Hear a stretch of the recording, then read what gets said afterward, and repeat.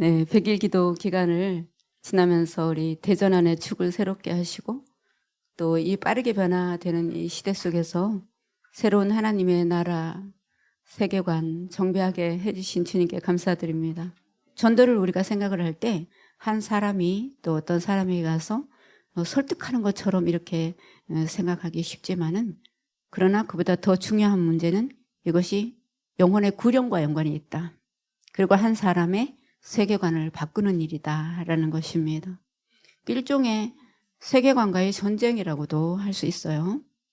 그러니까 전도가 단순히 사람과 사람 사이의 관계 혹은 우리 교회 혹은 공동체의 식구들을 늘리는 그런 방편처럼 생각하는 것을 넘어서 있다라는 것입니다. 오늘 본문이 이제 골로새서 4장 2절에서 4절 말씀 그리고 또 출애굽기 11장 이스라엘 백성들이 출애굽하는 그런 과정과 연결해서 함께 나누고자 합니다. 출애굽기를 보니까 그 이집트의 제국에서 이스라엘 백성들을 노예로 삼고 부리던 그 제국의 시스템과 그리고 우상 신들에 대한 하나님의 심판 그리고 이스라엘 백성들을 거기서 구해서 나오는 과정이 나와 있습니다. 그러니까 전도는 일종의 갇혀있는 사람 구하기, 라이언 일병 구하기처럼 우상들의 손에서 영혼을 구출하는 과정과 연결이 되어 있습니다. 우리는 그 과정에 함께 참여하는 것이죠. 전도는 신의 영역이다라는 것을 우리가 깊이 이해하는 그런 시간 되기를 축복합니다. 모세가 그것을 알기 전에는 자기 혈과 의 그리고 경험으로 하려고 애를 썼습니다. 40년 동안 내가 그래도 애굽의 공주, 비록 양자지만은 왕자로 있으면서 많은 것을 보고 배웠고 권력도 있고 힘도 있다. 그러니까 내 백성들을 구할 수 있으리라 이렇게 생각했지만은 결과는 이스라엘 백성들이 네가 왜 참변을 하냐 라고 하면서 오히려 배척하는 그런 일이 일어났습니다. 그러고 나서 40년을 훈련받고 난 다음에 이제 비로소 그런 자격을 갖추게 됐죠. 복음의 전도와 부흥은 철저하게 성령이 하시는 일이다라는 것을 잊으면 안 되겠습니다. 그럼 또 우리가 이렇게 생각할 수 있습니다. 그러면 나는 아무것도 안 하는 것일까? 이렇게 생각할 수 있지만 나의 뒤에서 하나님이 구령을 위해서 일하고 계시는 것을 믿으면서 그것을 속도 빠르게 바짝 붙어가지고 나도 나의 마음과 또 나의 경험 또 나의 몸을 헌신하면서 그 영혼 구령에 힘쓰는 일이다라고 생각해야 되겠습니다. 애굽 출애굽하는 과정에서 하나님께서 계속 하시는 말씀이 있습니다. 그것은 이스라엘 백성들을 향해서도 말을 하고 또 애굽 사람들에게도 말을 하는데 내가 여호와 하나님인 것을 알게 하려는 것이다 라는 것입니다. 그러니까 그 출애굽하는 과정의 모든 것이 하나님이 누구신가를 알게 하는데 우리로도 알게 하고 그리고 애굽 사람들에게도 알게 하려는 것이죠. 그러니까 그 이스라엘 백성들이 출애굽하는 과정에서 10대 재앙이 3단계로 나타나 있습니다. 첫 번째는 자기들이 그동안 믿고 있었던 그런 우상 또 세계관을 폭로를 하십니다. 그 폭로의 가장 중요한 초점은 그보다 더 큰 하나님이 계시다라는 것이었습니다. 우리가 어떤 것을 믿고 또 그 세계관을 가지고 살아갈 때는 그것이 힘이 있다라는 전제를 가지고 있습니다. 만약에 힘이 없다면 우리가 그것을 믿고 의지할 필요가 없겠죠.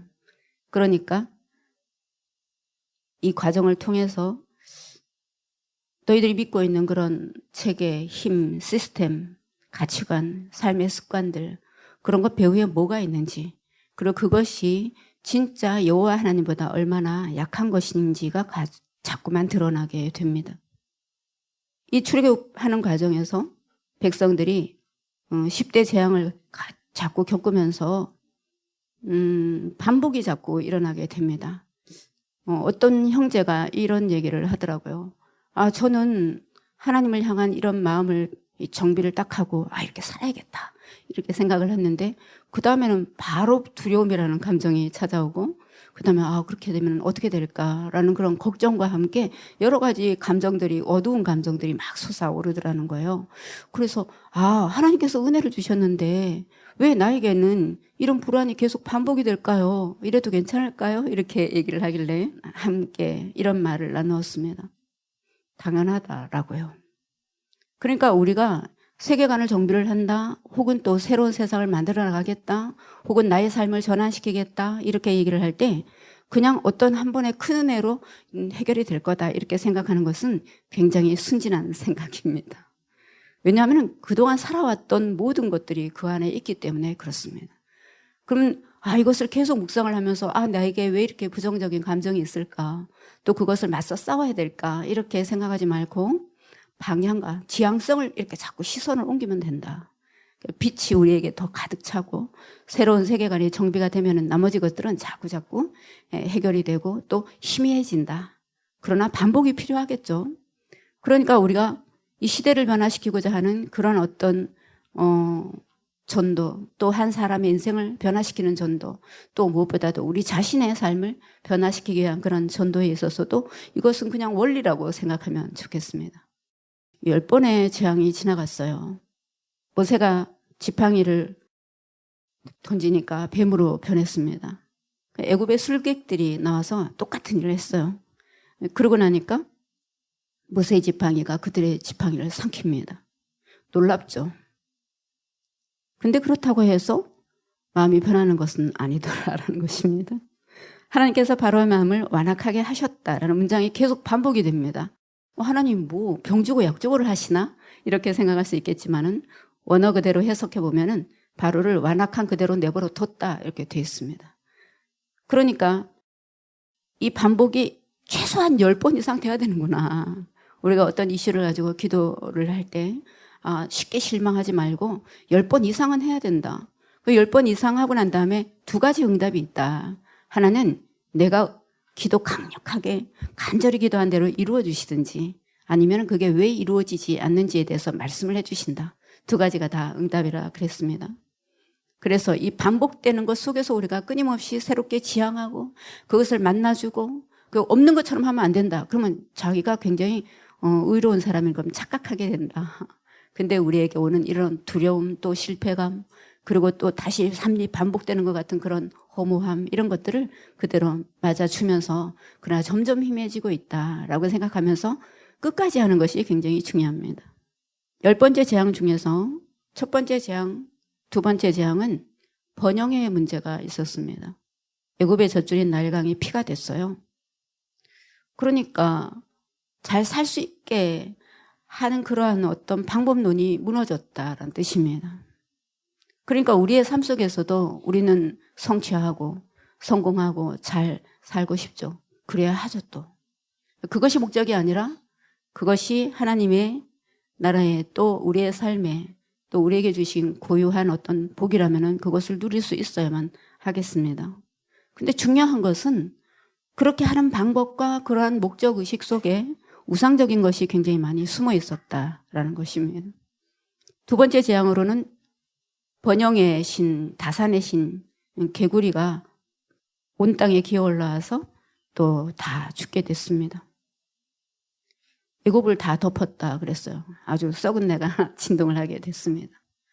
그러니까 우리의 삶에 때로 번영과 성취, 그리고 어떤 것을 이루어 나가는 탁월한 그런 리더십, 이런 것 속에 자기도 모르게 우상적인 세계관과 또 자기만의 방식이 따로 있던 것들이, 그게 과연 정말 여호와로부터 출발한 것인가, 혹은 정말 하나님께서 바라는 방식인가를 점검하게 하시는 때가 있다라는 것입니다.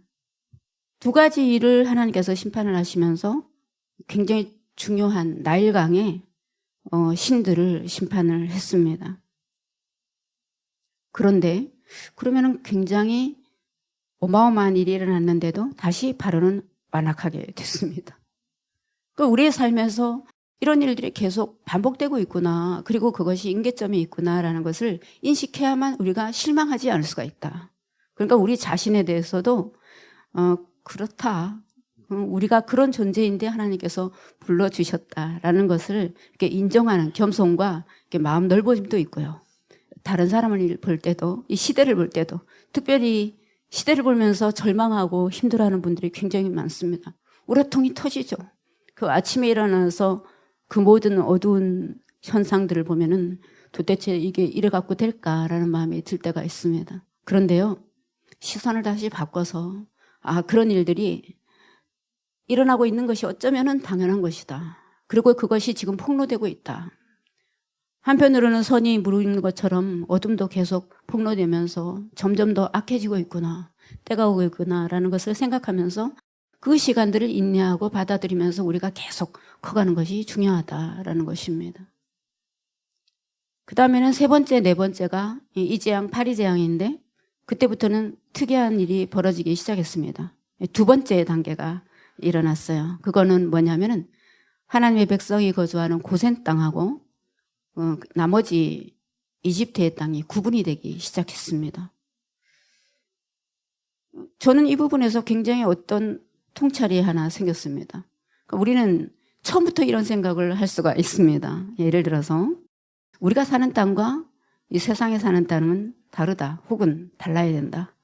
그리고 다르다는 것을 다른 사람들이 인정해 줘야 된다, 이렇게 생각을 하는데 사실은 그것은 어느 정도의 첫 번째 단계가 지나가고 난 뒤의 일입니다. 그 첫 번째 단계가 뭔가를 봤더니 우리에게도 그런 세계관과 우상적인 혹은 세속적인 그런 것이 있었구나라는 것을 인정하는 일입니다. 그리고 난 다음에 비로소 뼈아픈 어떤 마음의 회개 같은 것이 일어나게 되면서 이 삶이 딱 정화가 될 때, 또 마음이 시원해지면서 인정이 될 때, 그때 두 번째 단계가 딱 오기 시작하는데 그때부터 사람들이 뭘 느끼냐 하면은 저 사람들과 우리는 다르구나라는 것을 느끼게 됩니다. 그 전에 막 전도를 이렇게 하게 되는데 그때 사람들은 저 사람과 나와 그렇게 그닥 다른 것 같지는 않다라고 생각은 하지만 저렇게 열렬하게 얘기하는데 뭔가 있겠지라는 정도로 생각합니다. 그리고 계속 아마 공격을 할 거예요. 그러니까 너와 내가 뭐가 다른데 라는 것을 가지고요. 근데 두 번째 정도 단계에 오게 되면은 저 사람의 삶과 나의 삶이 뭔가 다른데 성공을 하고 있을 때도 다르고 실패를 하고 있을 때도 다르구나. 건강할 때도 다르고 아플 때도 다르구나, 이렇게 느끼게 됩니다. 그러니까 저 사람의 삶에는 우상으로 인한 쓸데없는 재앙이 많이 없구나. 시련은 있죠, 당연히. 우리가 계속 성장해야 되니까. 우리와는 뭔가 다른 어떤 뉘앙스가 있구나. 그리고 저 사람은 아픈데도 왜 이렇게 행복한 얼굴을 하고 있을까? 저 사람은 저렇게 돈이 많거나 권력이 있는데도 어쩜 저렇게 겸손할까? 뭔가 이런 다름을 느끼기 시작한다라는 것입니다. 포인트는 이거예요. 그 결과로 여호와인 줄 그들이 알게 되는 것입니다.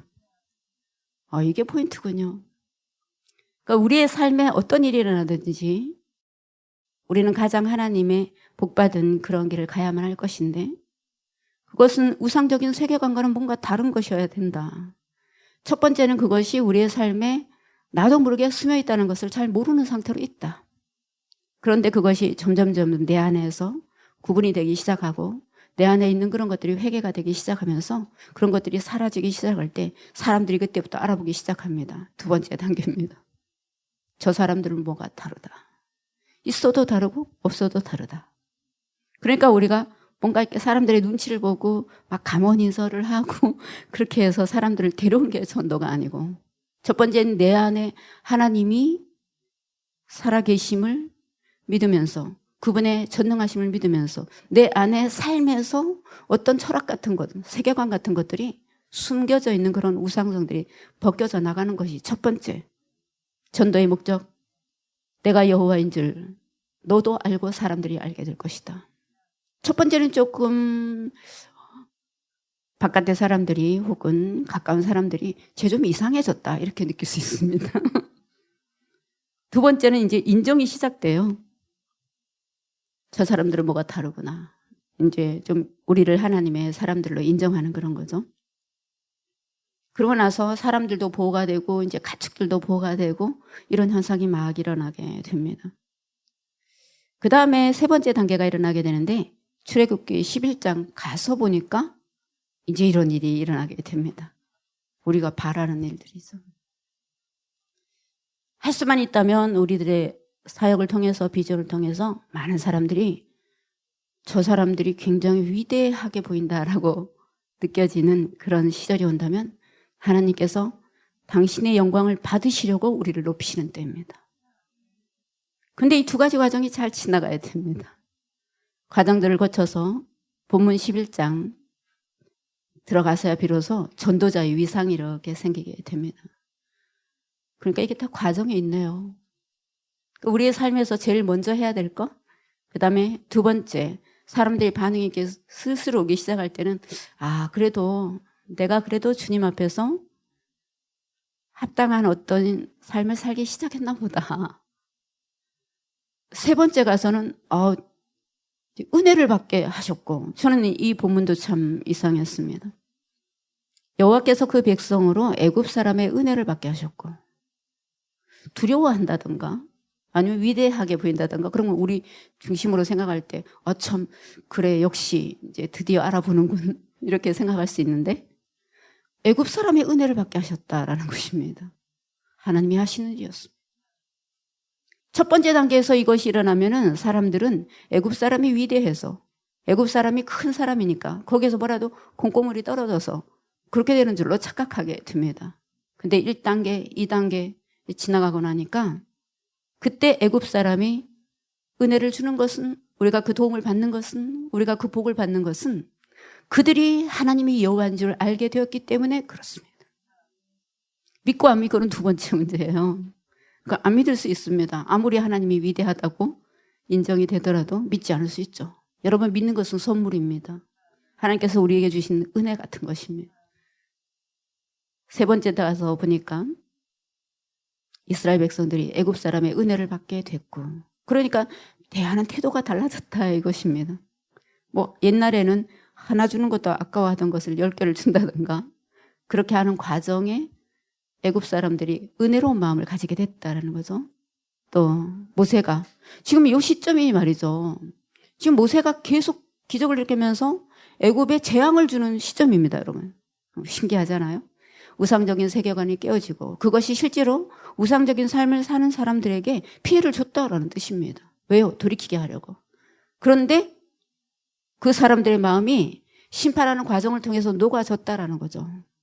그러니까 우리가 어떤 사람들에게 그냥 잘해주면 잘 될 것이다, 마음을 돌이키겠지, 그렇지 않습니다.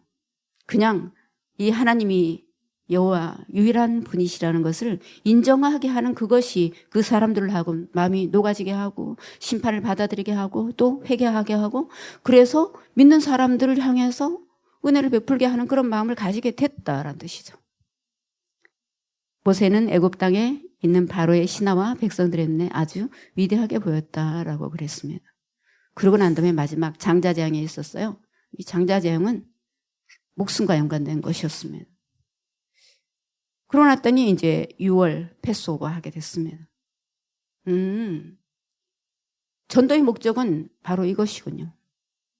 완전히 하나님의 나라로 새롭게 이월하게 하는 것. 우리들은 지금 온 세상이 하나님의 진리로 애굽의 제국에서 벗어나서 이월하기를 바라는 마음으로 전도의 새로운 문을 열고 있습니다. 자, 그렇게 하는 데 있어서 기도가 필요합니다. 기도가 왜 필요하냐면요, 전도를 할 때 사람들의 반응이 성서에 나와 있습니다. 모세가 이스라엘 백성들을 끌고 나가겠다 그렇게 하니까 바로가 이렇게 얘기를 합니다. 이스라엘 백성들이 게으르다, 쓸데없는 생각하고 있네, 이렇게 반응을 합니다. 이거 이상하지 않아요? 전도하겠다, 복음을 전하겠다, 진리를 알리겠다 그렇게 얘기하니까 핑계가 게을러서 그딴 생각하는 거야, 이렇게 한다는 것입니다. 그거 할 새가 어딨어, 먹고 살기가 얼마나 바쁜데, 이런 거죠.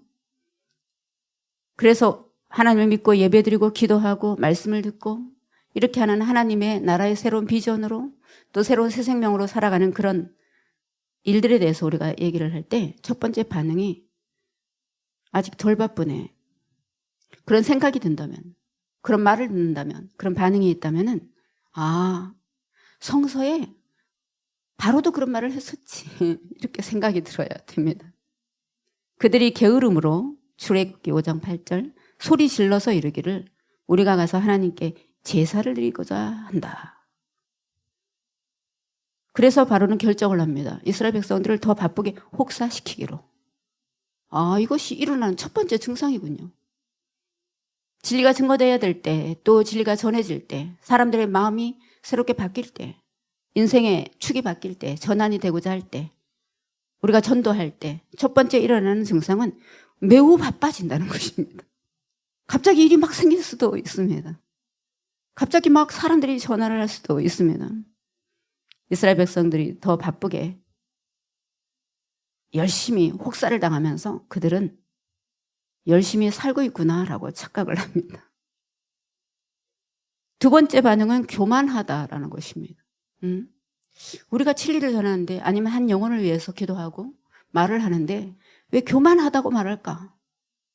세상이 교만한데 왜 우리 보고 교만하다고 할까? 사무엘상 17장 26절에서 28절 보니까 골리앗이 하나님을 멸시하고 큰 거인이 나서서 지금 이스라엘 군대가 다 죽게 생기니까 형이 다윗에게 이렇게 말합니다. 제가 나가서 싸우겠습니다. 이렇게 얘기를 하니까 진짜 교만하네. 이렇게 얘기합니다. 네가 뭘 갖췄니? 워낙 갖추고 나서 얘기를 해. 네가 갖춘 걸 보고 내가 들을 거야. 이렇게 얘기를 합니다. 네가 어찌하여 이리로 내려왔니? 들에 있는 양들은 누구한테 맡겼니? 너는 양이나 잘 칠 것이지 왜 전도를 하겠다고 아니면 싸우겠다고 얘기를 하는 거야. 네가 뭔데? 이렇게 얘기를 하는 거죠. 그러면서 이렇게 얘기해요. 나는 네 교만한 것과 네 마음의 완악함을 알아. 내가 누구니? 네 형 아니니? 이렇게 얘기를 하는 거죠. 네가 전쟁을 구경하러 왔구나. 네 따위가 무슨 전쟁을 하겠어. 이런 얘기죠. 때로 우리의 삶에서 또 우리가 하나님에게 받은 비전을 생각하면서 그걸 일로 받을 때 우리는 이런 심정을 느끼게 됩니다. 세상이 너무 커 보이거든요. 그러고 나서 우리의 실상을, 현실을 보면서 초라하다고 느낄 수도 있습니다. 더 많은 돈이 있어야 되는 게 아닐까? 더 많은 사람들이 막 모여가지고 막 소리를 질러가면서 어마어마한 위력을 과시해야 되는 거 아닐까? 그런데요, 하나님의 방식은 오히려 너네들이 그렇게 생각하는구나. 교만하네. 이런 뜻이죠. 너희들이 그렇게 생각하는구나. 너희들이 인간적인 것을 동원해서 더 큰 숫자, 더 큰 자원 이런 것들로 하나님이 일을 한다고 생각하는구나. 그러나 하나님의 방식은 하나님의 마음이 담겨있는 소년 다윗이었어요. 그에게 익숙한 작은 물맷돌 5개였어요. 5개가 필요하지도 않았어요. 그래서 어떻게 하려고? 하나님이 여호와이신 줄 알게 하려고. 그래서 우리가 선택됐구나. 우리는 그러한 전략 가운데서 그런 소리를 듣겠지라고 여러분 예측하십시오. 우리가 진리를 말하고자 할 때 사람들이 덜 바쁘구나. 그러니까 너 할 일이나 제대로 하고 있니? 꼬라지가 뭐니? 너 교만하구나. 양이나 쳐라. 너는 성실하지 않아. 이렇게 얘기할 것이라고 알아야 됩니다. 그러면서 뭐라고 얘기하냐면 네 할 일이나 해라. 주제를 모르고 왜 남의 삶에 자꾸 간섭을 하니? 그러면서 세상 자격과 관점을 들이댑니다.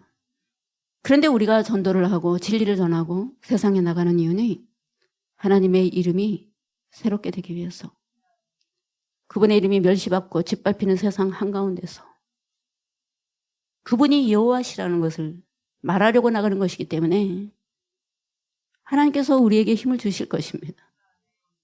그것이 하나님의 의미입니다. 그러니까 우리가 어떤 것을 진군하려고 할 때, 또 새로운 일을 하려고 할 때, 성취하려고 할 때 우리는 저쪽 진영의 전법을 잘 알고 있어야 됩니다.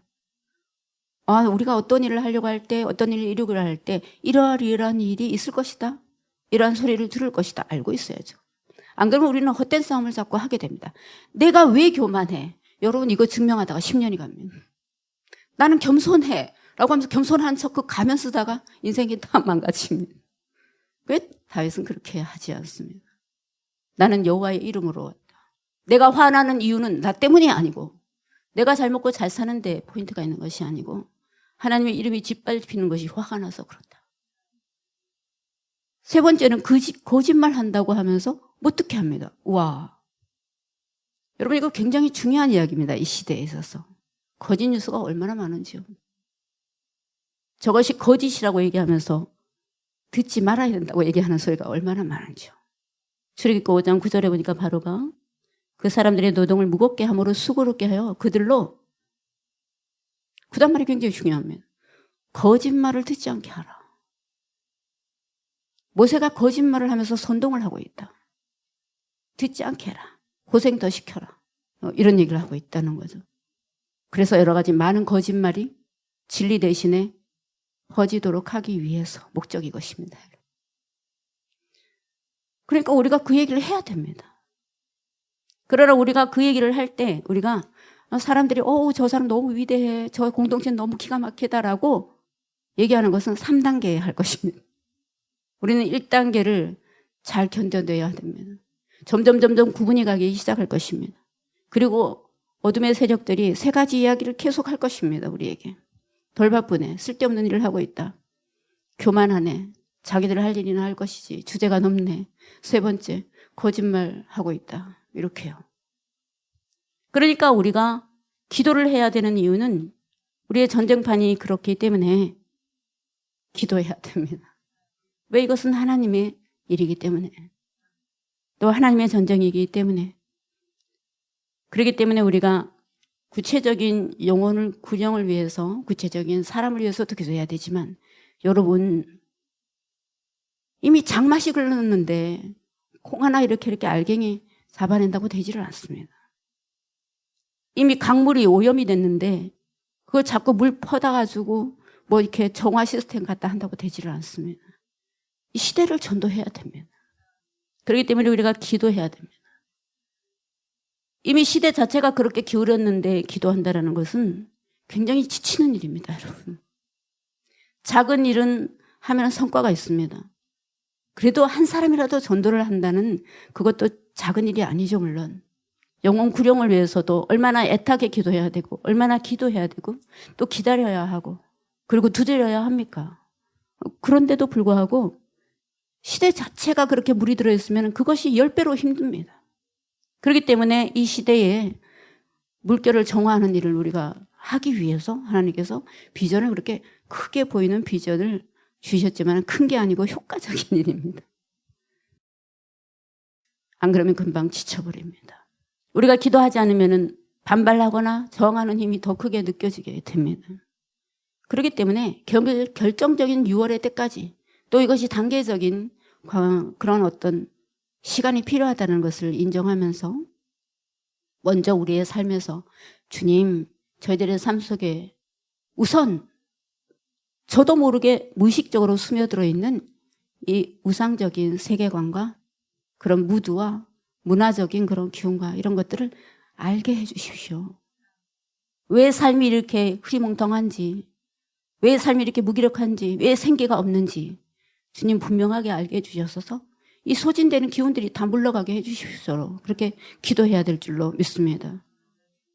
그러면은 우선 생각도 변화돼야 되지만 몸이 변화돼야 됩니다, 여러분. 기도하는 몸이 돼야 돼요. 그래서 우리가 끊임없이 기도를 하고 있습니다. 이름을 여러 가지로 절기가 되면 절기에 맞게 때가 맞춰서 하나님께서 어떤 신호를 보내시면 거기에 맞게 계속 끊임없이 기도하는 것은 우리가 기도하는 몸으로 변화되기 때문에 무의식적으로 기도하는 것이 먼저 습관이 돼야 되기 때문에 안 그러면 금방 생각보다 기도가 뒤처지기 때문에 안 그러면 금방 바쁜 것이 기도를 빼앗아가기 때문에 그래서 우리가 생각하는 모든 방식, 살아가는 방식, 생각하기 전에 1분 1초라도 먼저 기도하는 버릇을 들이는 것을 우리의 삶에서 익히기 위해서 계속 기도를 하는 것입니다. 기도를 어떻게 해야 될지 모르겠어요. 그러시면 우선 기도문을 그냥 읽으세요, 여러분. 기도 제목을 이렇게 쭉 읽으셔도 됩니다. 말씀 읽으면서 에코잉을 해도 됩니다. 주님, 이것이 이루어지기를 원합니다. 이루어진 줄로 믿습니다. 주님의 뜻이라면 이루어지게 하시고 주님의 뜻이 아니라면 그것이 왜 주님의 뜻이 아닌지를 알게 해 주시옵소서. 여러분, 그걸로 심플하게 끝입니다. 전도의 2번째 포인트는 전도자인 우리가 사는 목적이 분명해야 된다라는 것입니다. 이 목적이 분명하면은 여러분 그건 결심을 해야 됩니다. 기도도 해야 됩니다. 주님, 우리의 삶이 너무 짧습니다. 인생이 길지 않은 시간입니다. 주님 분명하게 살게 하시고 효율적으로 살게 해주세요. 할 수만 있다면 주님께서 주시는 언약의 복을 누리게 하시옵소서. 소진되지 않게 하시옵소서. 그것이 나날이 선명하게 해 주시옵소서. 그렇게 하면서 우리가 사는 목적을 분명하게 하면은 이제 세상에서 하는 말과 가치관이 별로 흔들리지가 않습니다. 두 번째는 세상이 하는 방식에 대해서 우리가 점점 더 구체적으로 이해하게 됩니다. 여러분, 전략을 하는 것이 너무 중요합니다. 특히 이 시대는 거짓이 난무하기 때문에 아주 미묘한 분별력이 굉장히 중요한 시대이기 때문에 많이 기도하고 많이 진리를 익히고 내 것으로 만들어야 됩니다, 여러분. 그래서 그것과 쓸데없는 많은 시간을 낭비하지 않도록 하는 것이 굉장히 중요한 시기입니다. 우리가 이렇게 하면서 또 세상이 우리에게 속이는 방식에 대해서 정확하게 이해하게 될 때 우리는 두 가지를 알게 됩니다. 하나는 하나님이 정말 강하시고 하나님이 정말 사랑이시라는 것입니다. 우리가 그것을 점점 살면서 더 구체적으로 느낄수록 정말 진실한 우리들의 유일하신 하나님은 얼마나 아름답고 거룩하고 힘이 있으신가를 정말 진실로 알게 됩니다. 여러분, 정말 감격에 자꾸 눈물이 나게 돼 있어요. 두 번째는 아주 미련 많고 완악한 그 실체를 보게 됩니다. 장난 아니구나. 그럴듯한데 장난 아니네. 그것이 점점 눈에 보이게 됩니다. 여러분, 그러면 속지 않으면 우리의 인생은 만사오케이입니다. 난공불락의 그런 세계관이 우리에게 정비되기를 축복합니다. 그리고 계속 반복하면서 그들도 끊임없이 계속 괴롭히는구나라는 것을 이해하게 됩니다. 그런데요, 중요한 것은 우리가 정비가 된다는 것이죠. 그리고 이전에 생각하던 방식이나 그런 우상적인 그런 세계관, 그리고 거기에 붙어있는 정과욕이 점점 재미가 없어집니다. 그렇게 되시나요, 여러분? 재미가 없어요. 뭐 그닥 그렇게 하고 싶지가 않아요. 뭐 옛날에는 호흡하고 이렇게 갔던 그냥 그렇구나 라고 생각이 돼요. 인스타를 휘젓고 있는 그 쓸데없는 그 허망한 그런 문화에 대해서 하나도 미련이 없게 되죠. 애국은 커다란 제국입니다. 그 당시에 세계에서 부러워하는 모든 것이 다 있는 곳이었어요. 그러나 10대 재앙을 통해서 그 실체를 낱낱이 벗겨주셨습니다. 우리의 기도 기간에도 낱낱이 다 드러나고 벗겨지는 시간 되기를 축복합니다, 여러분. 그걸 그분이 주시는 복을 우리가 누리고 나누고 보여주는 그런 시간이 될 줄로 믿습니다.